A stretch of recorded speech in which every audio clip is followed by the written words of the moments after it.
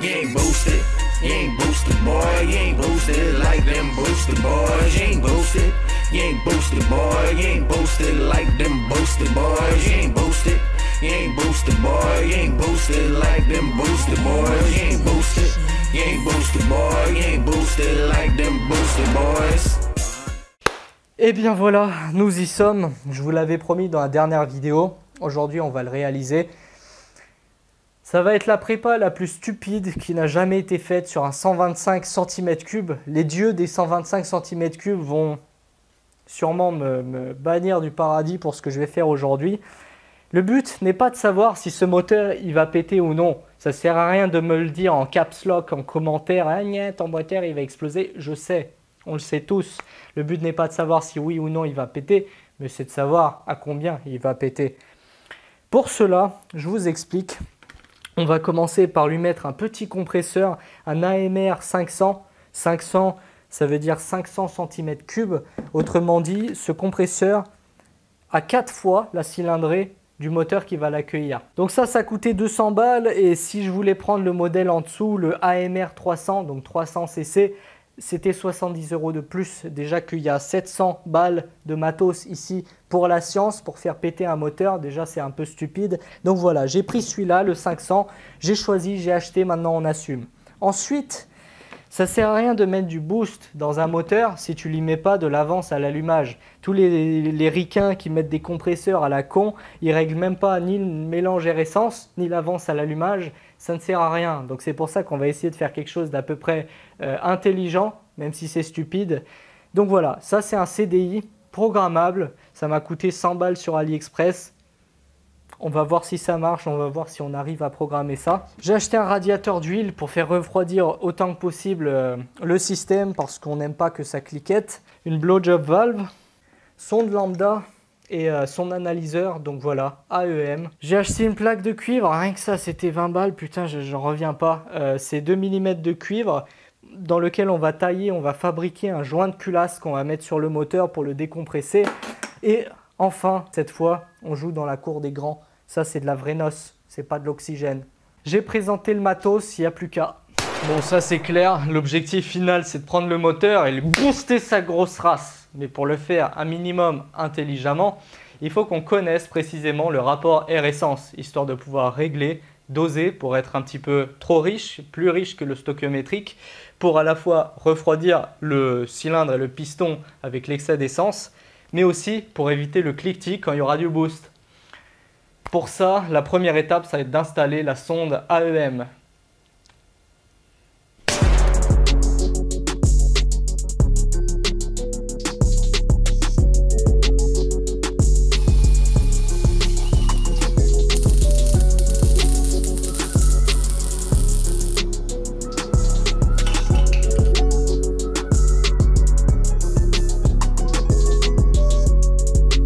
Oh yeah!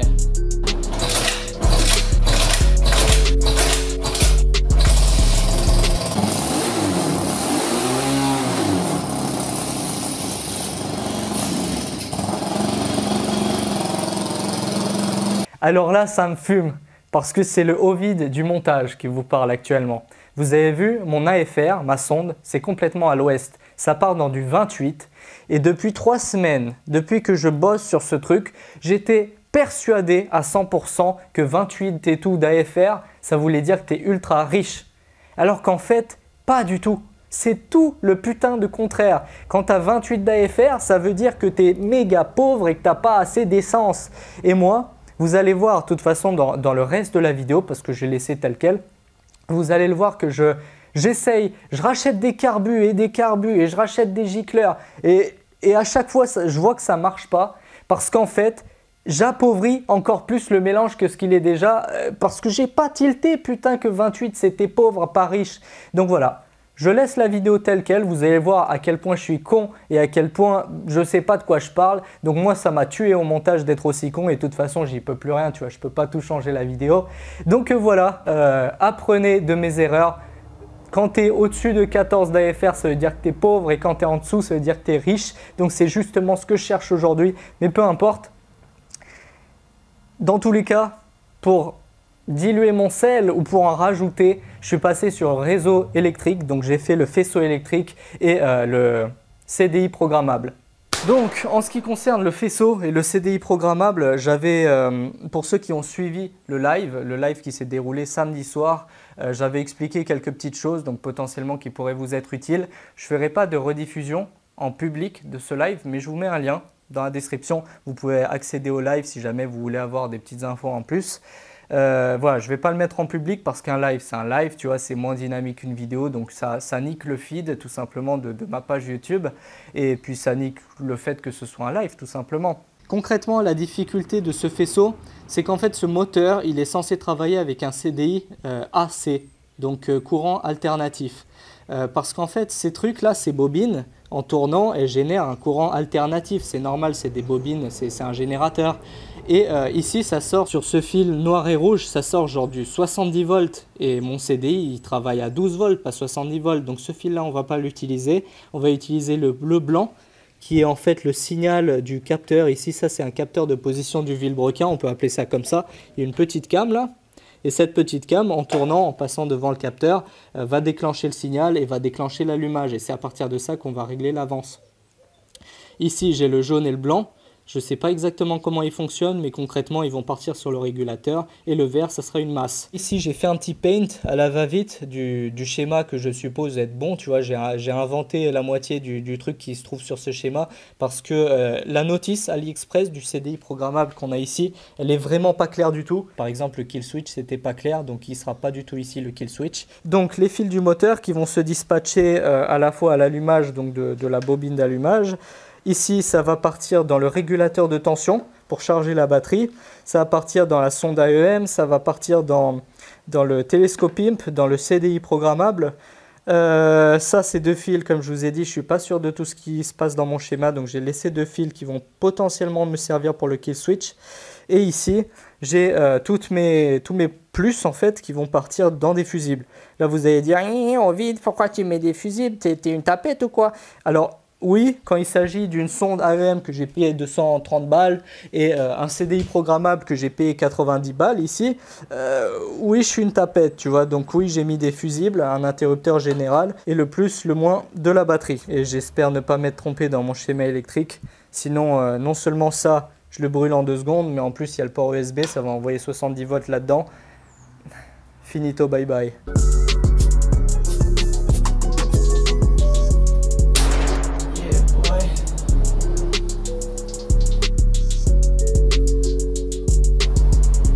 J'ai branché mon faisceau au moteur, j'ai branché mon faisceau à la bobine, je l'ai fait courir le long du châssis, je l'ai branché sur le CDI que j'ai fixé avec des serflex là-bas.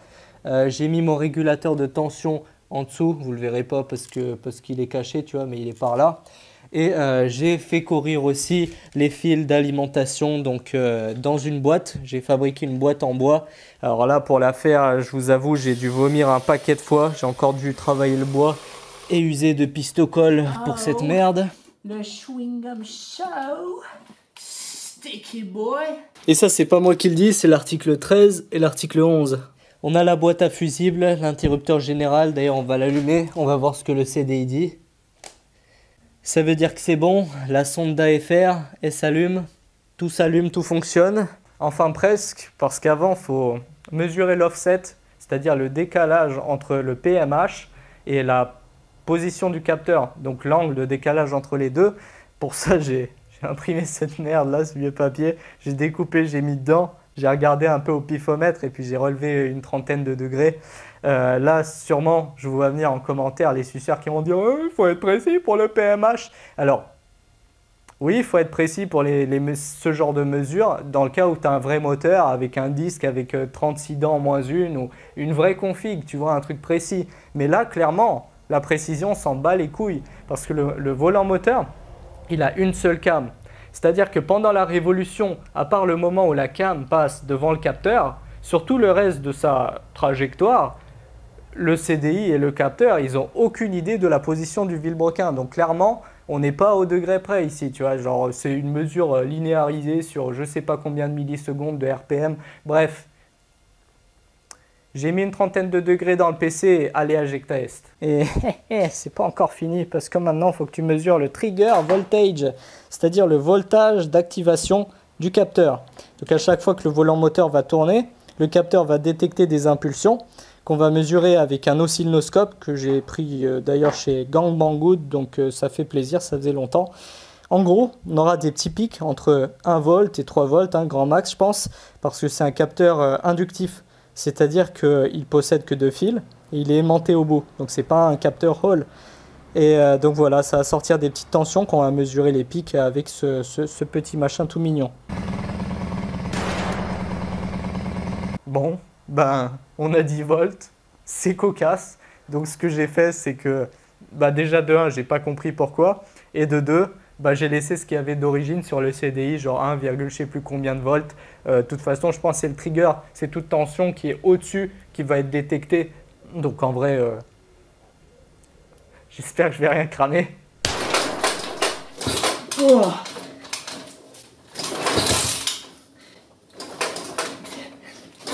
Ah, j'ai des retours de kick, c'est bon signe.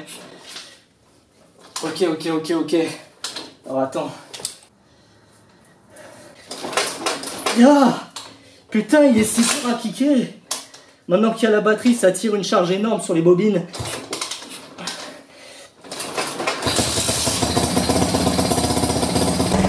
Yeah boy. Bye bye. Ça tourne pauvre, mais on s'en branle, on verra ça après.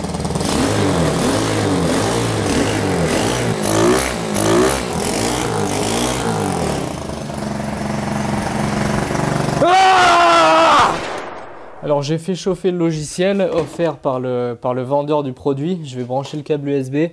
Pour le brancher, tu appuies sur le petit bouton rouge, tu l'enfonces. Tu connectes le CDI et tu lâches. Et là, ça va te dire que l'info du CDI a été reçue. Donc là, ça t'affiche la courbe. Alors je pense que vous allez me demander justement qu'est-ce que j'ai mis. Ah putain, je me suis pété les jambes. Vous allez me demander, je pense, qu'est-ce que j'ai mis dans mon graphique. Alors concrètement, ça c'est ma courbe, c'est ce que moi j'ai fait au pifomètre. Je pense pas que ce soit la meilleure courbe possible, mais vous pouvez quand même vous en inspirer. Donc voilà, je me suis inspiré des meilleurs, j'ai mis des chiffres au hasard. Je commence ici au ralenti avec 12 degrés d'avance. Je monte progressivement jusqu'à vers 5000 tours où j'ai mis 26 degrés. Et ensuite je redescends légèrement. Et vers 8500, j'ai mis 19 et ensuite je coupe en mettant, enfin je coupe, non je coupe pas, mais je mets l'avance à 0 pour faire l'office de rupteur vers 8500 RPM. Donc j'ai demandé à Monsieur Farine ce qu'il en pensait de ma courbe, lui qui se prétend être le meilleur mappeur de YouTube, je m'en inspire donc. Et lui ce qu'il m'a conseillé c'est là je mets genre 8 au ralenti, je mets genre 8 degrés, donc on va essayer sa config, ça marche sur ses moteurs, tu vois, ça marche pas forcément sur le mien, mais j'essaie quand même ce qu'il m'a conseillé. Donc 8, ensuite il a dit tu montes à... Combien il a dit? Je crois qu'il a dit 16 ou un truc comme ça. Il m'a dit tu montes à 16. Vers 4000 RPM, il m'a dit tu tapes un 26 ou 28. Je vais essayer 28. Voilà. Ensuite je fais un palier. Donc 28 jusqu'à 8000 RPM. Et là ce qu'on va faire c'est qu'on va mettre un rupteur alsacien en mettant moins 16. Donc là on retarde pour que ça parte dans l'échappement. Théoriquement, c'est ça le rupteur alsacien. Donc, on va voir ce que ça donne. Moins 16. Normalement, ça les prend. Donc, ça, c'est cool. On va voir si ça marche. Voilà, j'ai lissé un peu la courbe au début, là.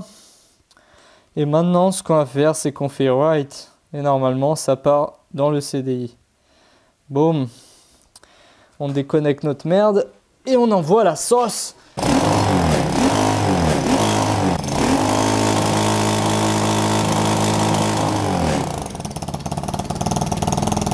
Franchement pas ouf, je suis pas convaincu par mon rupteur, il n'est pas assez alsacien à mon goût, surtout que j'étais en stage d'observation chez EMS Motorsport et les rupteurs de Mario ils pétaient plus fort que ça, tu vois. Donc ce que j'ai essayé de faire, déjà que j'ai beaucoup de retard à l'allumage, le seul truc sur lequel je peux jouer c'est la richesse. Donc j'ai pensé à faire un truc plus riche sur les hauts régimes, comme ça pète plus fort dans l'échappement et ça fait plus de bruit. Donc pour ça, pour la énième fois, je vais essayer de faire un réglage carbu parce qu'en plus j'ai reçu mes nouveaux gicleurs, donc on va les changer, on va remonter le carbu, le régler, on va voir si on peut pallier à ce problème de rupture de petite parisienne. Donc j'ai commandé un petit paquet de gicleurs pour 10 € avec des différentes tailles. Donc ça c'est des gicleurs de haut régime, tu vois, c'est pas les gicleurs de ralenti. Les gicleurs de ralenti c'était genre 20 balles l'unité, alors non merci. Donc ce que je vais faire, c'est que je vais les repercer. J'ai acheté ici des mini forêts carbure. Tout petit, ça commence à genre 1/10, genre un fil de cheveux, tu vois, c'est tout fin. Mais voilà, je vais essayer de repercer mon gicleur de ralenti un cran au-dessus. On va voir ce que ça donne. Et ici, cette vis là, on a une vis de réglage. Normalement, ce que les gens font, c'est qu'ils la prennent comme ça, ils la serrent à fond. Et à partir de la position à fond, on fait 2 tours. Un tour, 2 tours, voire 2 tours et demi, tu vois. Moi, ce que je vais faire, c'est que je vais lui mettre 3 tours, parce que les 2 tours, ça suffit pas. Et mon gicleur de ralenti se trouve juste ici. Donc déjà, le gicleur principal, c'est quelle taille déjà? Je sais même pas. 95, ouais, c'est un 95. Donc, je le gerte. Je vais lui mettre un 100. Je vais voir si j'ai un 100 ici. 110. 86, 100. Voilà, je vais mettre un 100. On va voir si ça change quelque chose déjà. Il est bizarre, il rentre même pas jusqu'au bout. C'est quoi la différence? C'est exactement les mêmes. Ah putain, c'est pas les mêmes. Bon, on va essayer quand même. Le gicleur de ralenti, je le sors. J'ai aucune idée de son diamètre initial, donc je vais rentrer des petits forêts. Et là, bien évidemment, mes forêts, ils sont pas assez longs. Voilà, ils sont pas assez longs pour repercer cette merde, donc je peux clairement aller me faire enculer. Ouais, exactement.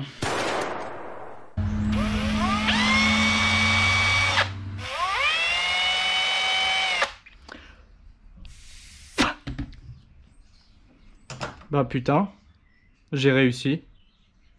Pile poil sur le bout du forêt, j'ai réussi à atteindre le truc. On va remonter tout ça et j'espère que ça va fonctionner sec.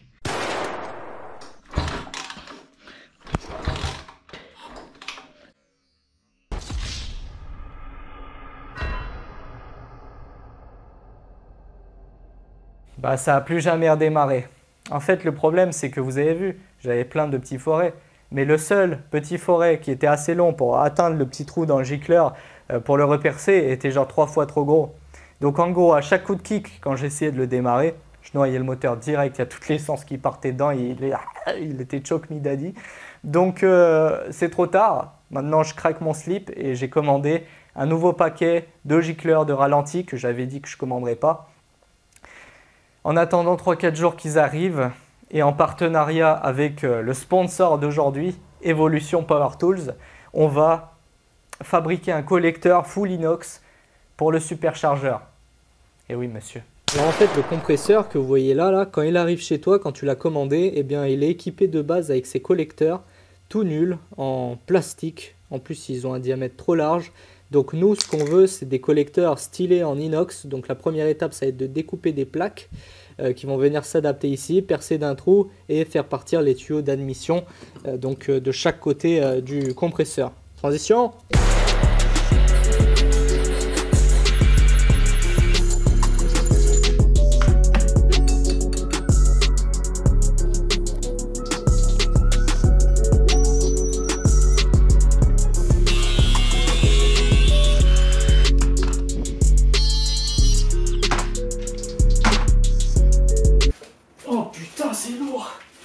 D'un autre côté, quand tu as une machine et qu'elle est lourde, en général c'est bon signe.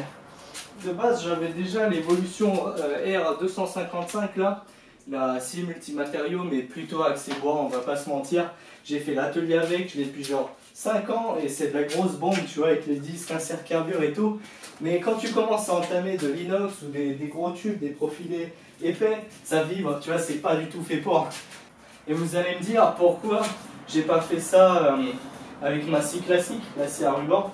Et ben c'est très simple, ça, là la lame que j'ai dessus, c'est une lame qui est adaptée pour l'acier. Et si je coupe l'inox, je déglingue toutes mes dents. Et vu que j'adore cette scie et j'adore sa précision de coupe, j'ai pas envie de défoncer les dents. Et surtout quand t'as pas besoin d'une précision exceptionnel, et bah ça là, c'est 10 fois plus rapide pour ce genre de travaux.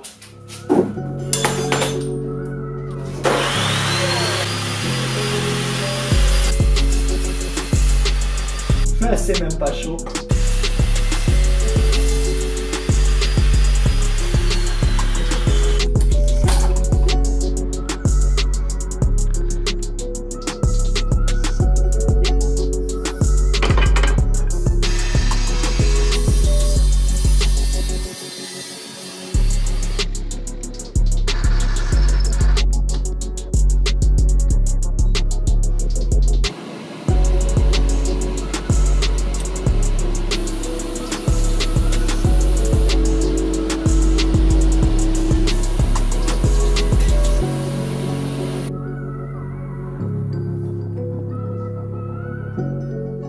Ah waouh!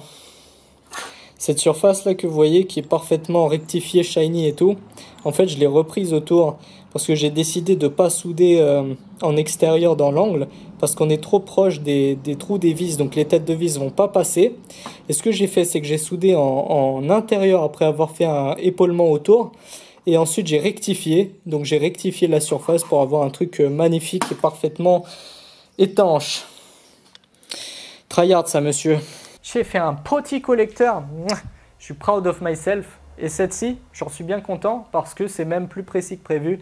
De base, ces outils ils sont faits pour être pris comme ça là par le manche. Tu vas balance partir dans les gravillons sur ton chantier. Imagine, tu es en train de construire une terrasse ou quoi. Tu la mets par terre là, tu prends tes gros tubes de grosses ferrailles. Tu coupes comme du saucisson parce que ça va vite avec les grosses dents de carbure et tout, ça arrache la matière comme pas possible. Mais vous avez vu que ça arrache finalement pas tant que ça parce que même mes petits skinny tubes là en inox, bah, ils se coupent super bien et ça fait pas une coupe dégueulasse, ça surchauffe pas la matière. Je peux les prendre à la main après la coupe, c'est vraiment froid, ça va vite. Et forcément, c'est plus cher que les versions à disque abrasif. C'est les espèces de grosses meuleuses énormes. Mais par contre, ça, non seulement, comme j'ai dit, ça surchauffe ta matière. À la fin, ton inox, il est rouge, il est noir. Il prend toutes les couleurs de l'arc-en-ciel. Mais en plus, tu gardes tes poumons à la fin de la journée. Parce que j'en avais une de grosse scie comme ça. Là, je vous mets des extraits vidéo. Mais à la fin de la journée, j'avais les poumons, ils étaient défoncés. J'avais le nez qui piquait et je mouchais du noir. Tu vois, c'est de la merde. Ça, c'est genre 290 balles livré chez vous avec mon code promo Ultimate Making qui vous fait 5%. Et donc le lien en description si ça vous intéresse, il n'y a pas de souci. À part ça, on a tout ce qu'il nous faut là. On a moteur compresseur, mais il nous manque les poulies. Donc avant qu'on puisse usiner les poulies, ça ne se fait pas à l'arrache. Donc on va besoin d'aide pour calculer les rapports de réduction. Joker! Quoi? Tu vois que je suis occupé là? Eh bien en fait, pour calculer les ratios de poulies entre le moteur et le compresseur, c'est très simple. Mais par contre, il va falloir passer par des petits calculs, donc éloignez vos femmes pour pas qu'elles vous quittent, tout simplement. Eh bien, pour commencer, il va falloir calculer combien suce votre moteur. Et pour ça, vous allez prendre la cylindrée. Moi ici un 125 cc, donc j'ai 0,125 en litres, multiplié par les tours minutes maximales que vont me prendre le moteur, divisé par 2. Alors le divisé par 2, c'est parce qu'en fait c'est un moteur 4 temps, donc il va sucer tous les 2 tours de vilebrequin, tu vois. Donc voilà, ça nous donne un petit 500 litres par minute sucé par le moteur en NA, tu vois, Naturally Aspirated, my boy. Et puis ensuite, il va falloir calculer en fait le ratio de boost. Donc pour ça, il faut choisir combien tu veux mettre de boost. Moi, par exemple, j'ai choisi 10 PSI, c'est équivalent à 0,7 bar à peu près. Donc si on veut 10 PSI de boost en plus de la pression atmosphérique, on fait 10 plus 14,7 qui est la pression atmosphérique en PSI. Et ça nous fait 24,7 PSI en total. Ensuite, on calcule le ratio, donc le pourcentage, enfin tu as compris, 24,7 divisé par 14,7 qui est la pression atmosphérique, ça nous donne un ratio de boost de 1,68. Ensuite, il va falloir calculer avec le boost combien ça nous fait de litres par minute. Eh bien en fait c'est très simple, vous allez prendre le ratio de 1,68, on le multiplie par les 500 litres par minute obtenus initialement et ça nous fait 840 litres par minute qu'il faut que ça souffle dans le moteur, tu vois. Et enfin, le dernier petit calcul, c'est le ratio des poulies entre le moteur et le compresseur pour avoir les litres par minute désirés précédemment. Et bien en fait, pour ça, vous allez avoir besoin des spécifications techniques de votre superchargeur. Le mien, c'est un 500 cc. Ça fait qu'à chaque tour de l'arbre de mon compresseur, ça va souffler 0,5 litres. Et puis ensuite, c'est très simple, vous faites 840 divisé par 0,5. Alors les 840, ils sortent de là. Et ça nous fait 1680 tours minute. Donc au max RPM du moteur, il faut que le superchargeur tourne à 1680 tours minute. Dernière étape, on arrive presque au bout. Il suffit de calculer le ratio des poulies entre le moteur et le compresseur. Et bien en fait, pour ça, vous partez des spécifications techniques de votre compresseur. Le mien, c'est un 500 cc. Ça fait qu'à chaque révolution de son arbre, il va souffler 0,5 litres. Donc en fait, on prend les 840 litres minutes obtenus précédemment, c'est ce qu'on vise, on les divise par 0,5, la capacité du compresseur, et ça nous fait 1680 tours minute. Donc au max RPM du moteur, c'est-à-dire à 8000, le compresseur doit tourner à 1680. Donc pour le ratio des poulies, on divise 8000 par 1680, ça nous fait un ratio de 4,7. Donc en gros, la poulie du compresseur elle doit être 4,7 fois plus grosse que celle du moteur. Est-ce que j'ai d'être ça, mon charreau? Oui, bah ça va, hein. C'est bon, je me casse, enculé, va. Alors bonjour et bienvenue dans ce nouveau tutoriel dans lequel je vais essayer de vous apprendre comment faire une poulie. Et surtout, comment ne pas se la prendre dans la tête. Parce que le problème de ce genre de pièces, c'est qu'elles sont en général courtes et larges.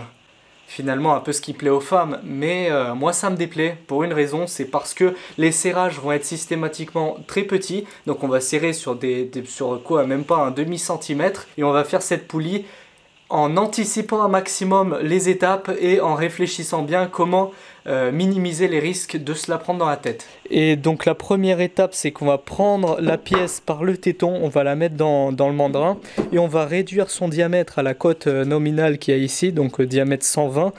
Oh, j'en sais rien, je pense qu'on va réduire ça. On va créer un téton ici, un autre téton. Ensuite on va prendre par ce téton et on va enlever l'autre. Bref, on s'en...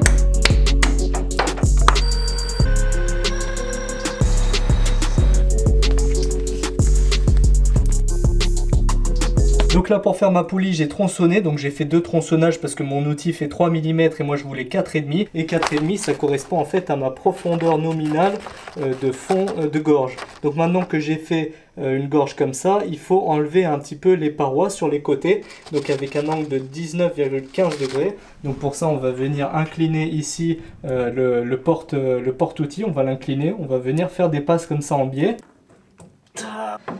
Ouais, bah forcément ça tape dans la visu. Bah c'est pas possible sans démonter la visu.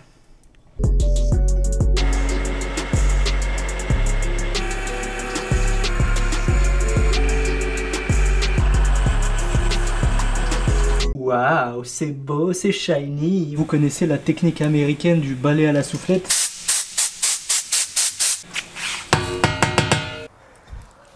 Yeah boy, nous avons ici une magnifique poulie. Je suis même pas mort pendant la fabrication, donc ça c'est plutôt fort en chocolat.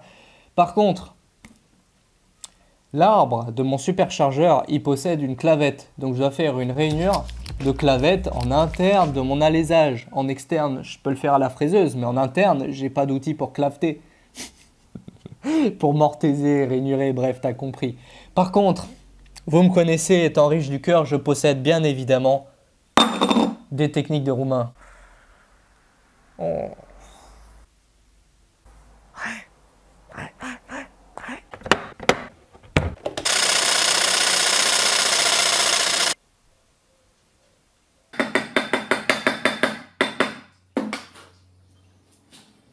J'ai sorti le volant moteur, il est fixé avec 6 rivets, il y a 2 emplacements libres. Et nous, ce qu'on va faire, c'est qu'on va profiter de ça pour fixer la poulie. Je lui ai fait une sorte d'épaulement qui va venir se centrer parfaitement avec le trou de mon volant moteur. Donc vous voyez, ma pièce elle est complètement centrée, elle ne bougera pas. Et tout ce qu'il faut faire maintenant, c'est relier avec des vis par derrière pour plaquer la poulie contre mon volant moteur. Dans la réalité, ça se trouve, ça c'est de l'acier trempé, tu sais pas à quoi t'attendre. Mais bon bref, on va se démerder. Transition.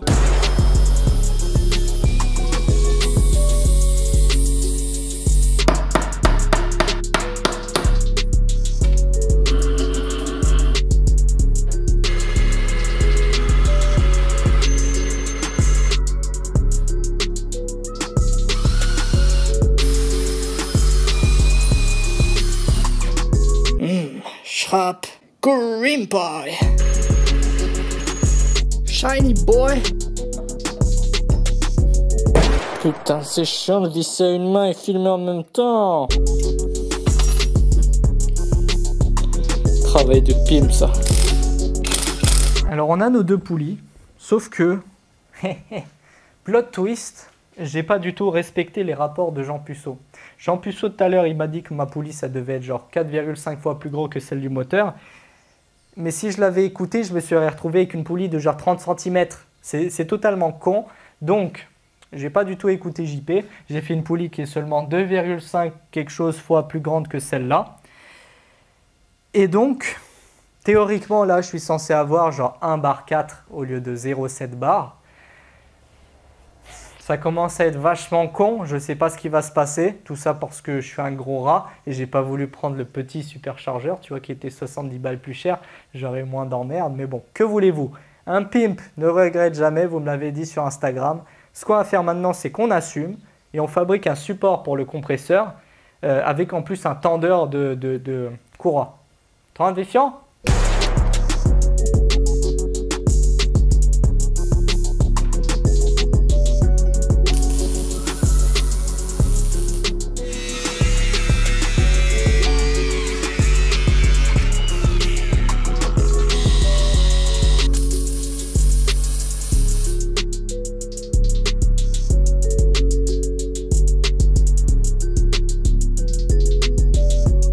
Donc voilà mon setup, j'ai monté le compresseur avec 2 fixations en dessous et 2 au-dessus qui mènent dans une vis de réglage. Quand je la serre ou je la desserre, ça pousse ou ça tire sur le compresseur. Et du coup ça lui met un angle et ça tend plus ou moins, ça éloigne les poulies. Donc voilà, ça tend plus ou moins la courroie. Donc c'est à peu près ça mon réglage. À part ça, il s'avère que j'ai reçu El Famoso gicleur. Tout ça pour découvrir que c'était absolument pas les bons. Tu vois, t'as pas la petite tête de gland au bout, il est trop fin. Donc voilà, il tombe dans le puits et puis ça marche pas. J'ai craqué mon slip une 2e fois, sans regret. J'ai acheté un paquet complet. Je me suis dit, cette fois, c'est bon, il n'y en a pas 10 000. Tu vois, ceux-là, ils seront bons. Bah devinez quoi? Pas du tout, pas du tout. Ceux-là, ils sont tout le contraire de celui-là. Ils sont beaucoup trop gros. Donc ça rentre pas dans le carbu, donc bye bye. Actuellement la douleur au rectum commence à s'intensifier parce qu'en plus j'ai acheté un 3e carburateur.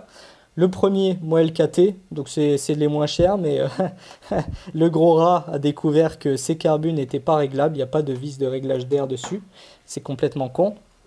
Les Mikuni sont bien, il n'y a pas de problème. À condition d'avoir des pièces de rechange, putain, c'est impossible de trouver les bonnes refs. Donc cette fois, j'ai acheté un PWK, encore un autre modèle qui va arriver d'ici quelques jours. Donc voilà, faut que je sorte la vidéo, laisse tomber. On verra ça au prochain épisode, ça me gonfle, mais c'est comme ça. J'attends du matos, tu vois, j'ai un alibi. Mais dans la prochaine vidéo, dans le prochain épisode, mon gars, on sort le moteur, on sort la culasse, on lui fait un joint, fait maison. Fabriqué au ghetto, découpé en cuivre pour le décompresser. On met le nouveau carbu, on met de l'éthanol, on met la noce, on lui fait un porting, mon gars, on dilate les trous comme tu n'as jamais vu sur PH. Et il y a intérêt à ce que ça charge. Vu la facture d'ibuprofène et de putain de gicleur que j'ai mis dedans, il y a intérêt à ce que ça charge au moins une fois. C'est tout ce que je demande. Je m'en branle si ça pète. Dans tous les cas, on se retrouve très bientôt.